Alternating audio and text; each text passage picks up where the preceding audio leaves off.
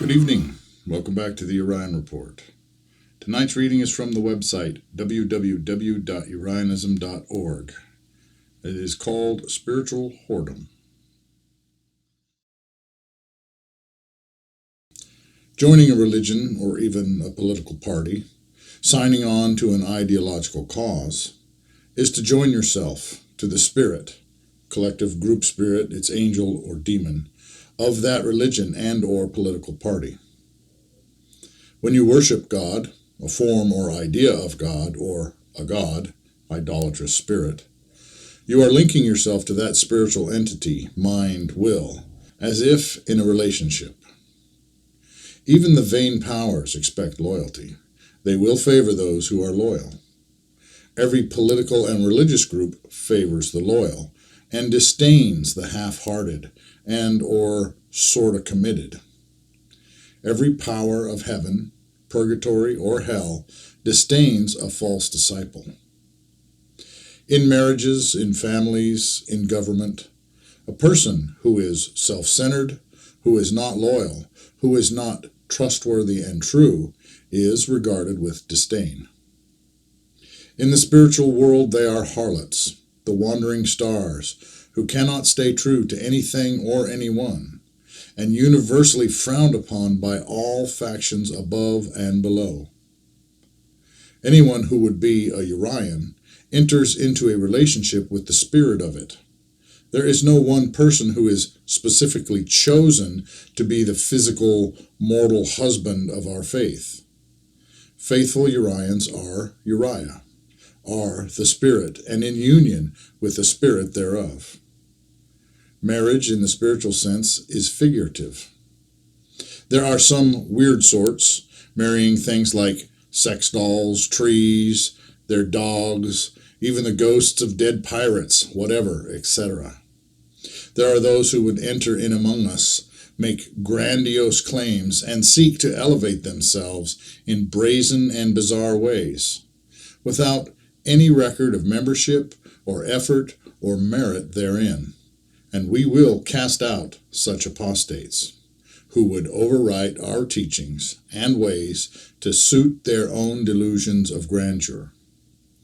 They demand titles and anointings they have no right to, in order to use such recognition as a path to literally alter and edit the teachings to suit their own warped cultural agenda. As the Christian faith is the bride of Christ, the corrupted you now, as true and faithful Israel was the bride of its spiritual prince, Lord, every Urian is part of the spiritual bride of the light and fire of the one supreme God. Urian is from heaven, our goal. Each of us is to be a child of the Most High, not some aspect or facet, but of the One. If you want to be a leader of Urianism, if you want to escape the prison of this world, associate, do the trainings, do the daily devotions, commit to the lifestyle, and claw your way up figurative Mount Sinai with the rest of us, lay your crown down at the feet of the Most High and submit your opinions and your will to God. Not to me, not to Reathan, but to the teachings, the divine spirit of sovereign light, fire, and truth, the figurative burning bush that is never consumed. Become then, in the day you are called home, your own Metatron, transformed from flesh to living eternal fire. As was the way, so it is now. Sacrifice on the stone altar of truth, trust, and love. Sacrifice your idols and your vanity there before God. See yourself as you are. Lay it all down there before the Most High, without lies, without illusions. Then you will be ready to know God. To have a successful relationship, be part of something, whether a marriage, a nation, a people, a tribe, a spiritual path. You need to learn commitment, loyalty, and stay true to what you say you believe. Stay faithful to those you have given your word unto. Don't make commitments you do not intend to or know in your heart that you cannot keep. Figuratively, don't be a promiscuous harlot of the spirit and the soul. Lastly, no Urian here is perfect. We're just humans struggling with the same issues everyone else is in life, trying to do the best we can, work out our own salvation, falling far short of the glory. Putting your faith in human beings is always rather precarious and foolish. You can have faith that always they will let you down eventually, and that they probably don't want to or mean to, but again, they are just human. Hypocrisy is when you pretend to be what you are not. No one here is claiming to be perfect or even righteous, just seeking and striving to get up that mountain.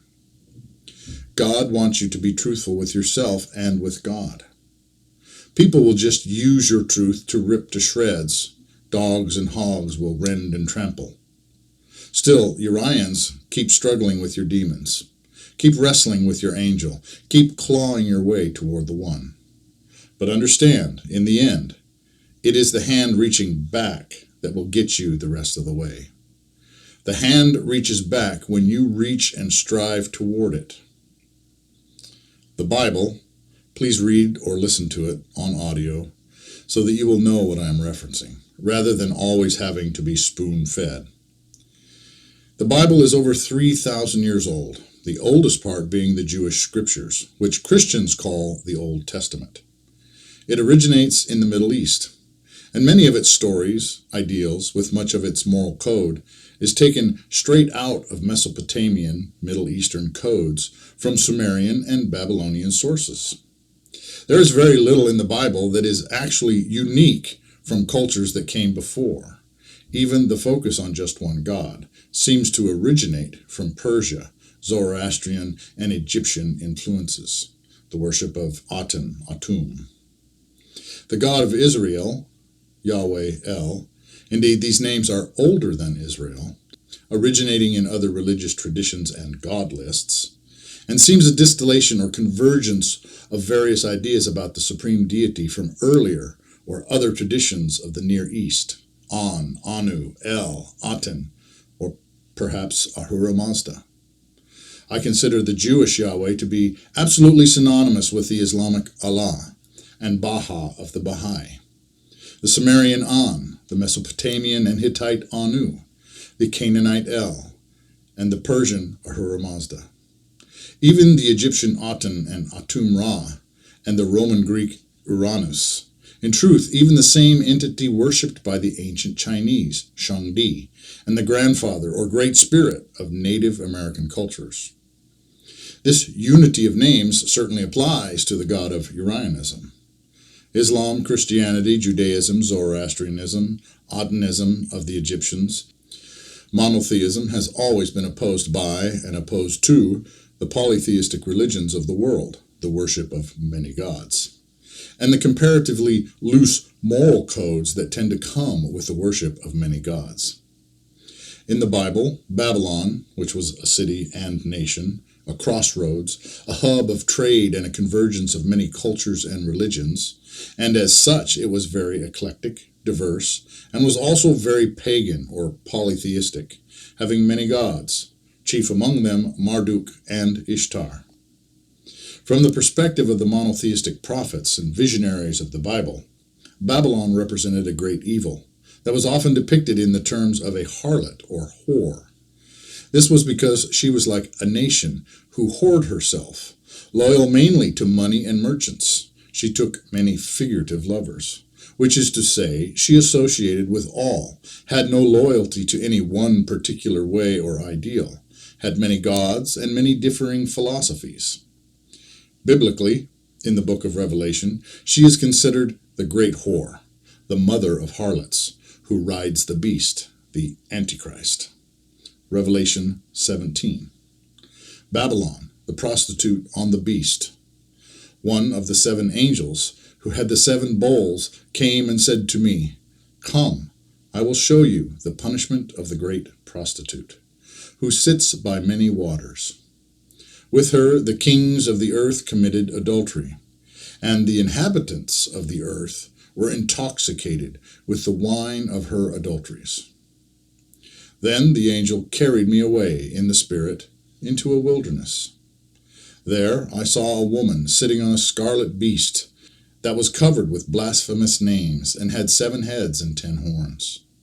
The woman was dressed in purple and scarlet and was glittering with gold, precious stones and pearls. She held a golden cup in her hand, filled with the abominable things and filth of her adulteries. The name written on her forehead was a mystery: Babylon the Great, the mother of prostitutes and the abominations of the earth. Isaiah also lays out God's judgment against her in Isaiah 13 through 17. In our times, we can see her everywhere. She is the spirit of Libertas, Lady Liberty, the feminine face of Lucifer that seeks to liberate us from God and God's moral principles. She is the Renaissance spirit of Lady Reason, raised as an idol against the church and as a symbol of humanism and the call to throw off the shackles of the Judeo-Christian monotheistic God. She is Jezebel, warring on the prophets, ushering in Baalism. She is Salome, calling for the heads of the prophets. She is Lilith, the dark mother of demons, whose sacrifices are abortion, whose spirit is misandry, cuckery, and the defilement of women, the call to desecrate the marriage bed from spite. She is Rhea and Gaia, who betray heavenly unity for the sake of earth. She is Semiramis, the devouring and corrupting mother. She is Inanna, Ishtar, Astarte, Aphrodite, the ungoddess of prostitution and sensuality, calling all women to whoredom and infidelity. She is the very spirit of secularism, humanism, liberalism, progressivism, and her modern cult is wokeism. For she has been the enemy of the God and his various messengers and ministries from times immemorial, born from the unity of the spirits of the wives of the fallen watchers, Genesis 6, in prehistory, and seeking to corrupt humanity ever since that time. Her priestesses are everywhere in these days.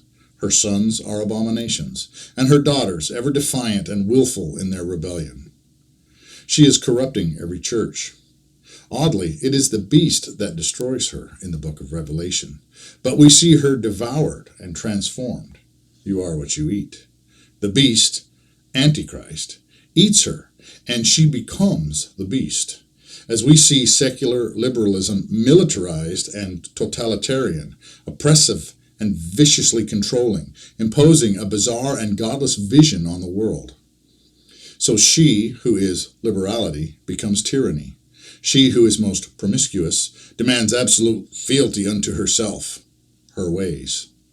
A Babylon person is a person who cannot commit to anyone or anything. They cannot stay on a specific spiritual path. They cannot stay in a marriage. They cannot be a faithful spouse. They betray even their own children by leading them into abomination and godlessness, or killing them in the womb. They hate their forefathers.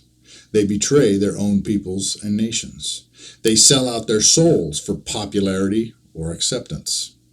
They are lovers of the world and of worldliness in all generations. They are sensual and materialistic, and their spirituality is whorishness, for they never commit to a path, but are in their very essence polytheistic, having many gods, many idols. Urianism is about distillation, unity, oneness, the very crux of the struggle from the start. We are one. Yet, as forever, so now, she is always the spirit that undermines us. In my first human life, she, her priestesses, stoned me to death on the steps of the White Temple in Uruk, for trying to keep her idol and name from entering into the house of Anu. It is very difficult to find members, let alone members who will marry the spirit of this path, the spirit of Urianism, the spirit of monotheism. What I cannot abide, I will tell you. I am a monotheist, and I serve that old spirit, the One and Most High. I served that spirit for many lives. I failed more than a few times, and in this life I've gone almost mad. Urianism is not okay with those religions that promote reincarnation and encourage it. We certainly reject and are directly opposed to the eternal return concept, as our entire mission is to free people from reincarnation. Moreover, idolatry, statues, and the veneration worship of ungods as gods and goddesses, any religion or path that is okay with that, is not welcome here. Hear, O Israel, the Lord your God is one God. This was the first commandment, the prime affirmation of the ancient prophets of the Bible. And we here conform and reaffirm that view. Our God is one God. If you want to chase after pagan, heathen spirits of idols, the spirits of the fallen watchers, go the F away. Get out of our temple. Reincarnation, second death, is your lot, and I want no fellowship with you. We are not polytheists. Urians serve the one, the primal and eternal sovereign monad. If you want to be a pagan, go join a pagan group. We are not about worship of the world, even worship of plants and spirits thereof. If you are okay with Babylon's way, go away. Jesus said, "Since you are lukewarm, being neither hot nor cold, I am going to spit you out of my mouth.